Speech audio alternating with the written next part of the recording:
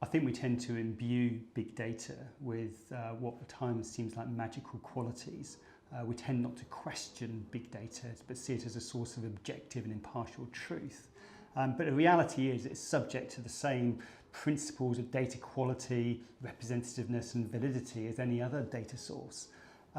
So, for example, we tend to forget that big data can potentially be from a biased source, and which we may not always consider, because we think, well, it represents everything, doesn't it?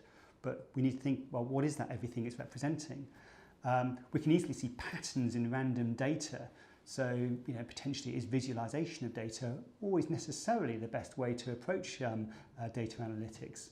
We like to tell stories with the data, which is great and important and powerful, but this can mean that we miss other facts and other interpretations of the data if we're not careful. So we can't let the data speak for itself. What we have to, as Nate Silver very clearly said, we have to just think about, what is the question which we're asking of the data, and what are the principles on which we use to judge the story, to judge the outcome.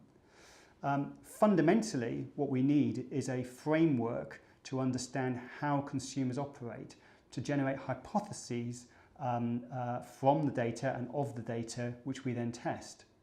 I think what I set to do out in my book, Humanizing Big Data, is to create a framework for the way in which brands can approach this.